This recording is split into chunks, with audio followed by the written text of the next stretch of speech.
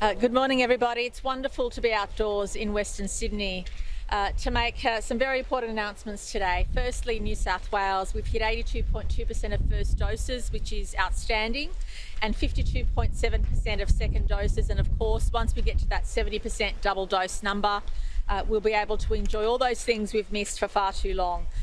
Pleasingly, for 12 to 15-year-olds, we know that now 20% of 12 to 15-year-olds have had their first dose of the vaccine. Now, given that was only made available about a week ago, that is an outstanding result, and we're urging all parents to consider vaccinating their 12 to 15-year-olds. We want to make sure that when school goes back, not only do we have great coverage in the adult population of vaccination, but also in that 12 to 15-year-old group, which is so critical.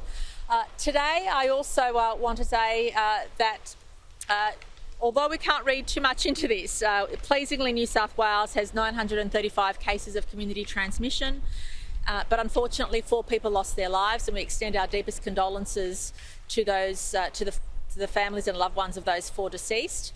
And I should note that even if case numbers go down, we should expect, unfortunately, that the number of people in intensive care and the number of people who lose their lives to go up, because as we've said consistently, because we've had a number of cases in the last few weeks, people ordinarily get very sick in the second week of the illness and sometimes stay very sick for a long time.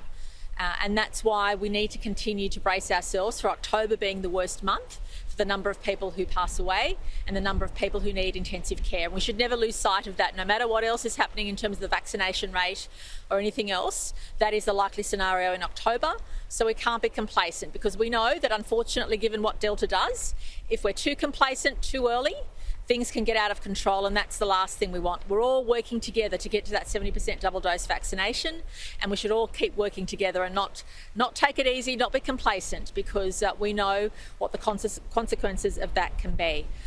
Today I wanted to take the opportunity, as I'm joined by so many of our parliamentary colleagues, to say thank you to the Treasurer and Treasury for managing to obtain $11 billion for 49% sale of WestConnex. This is an outstanding result in very difficult circumstances, and will go towards supporting New South Wales recover and, of course, supporting our major infrastructure pipeline. And today I'm also pleased to announce, in the presence of all of my parliamentary and ministerial colleagues, that $5 billion of that will go towards a West Invest Fund to support local communities in Western Sydney in local infrastructure. And it's a very pleasing day all round.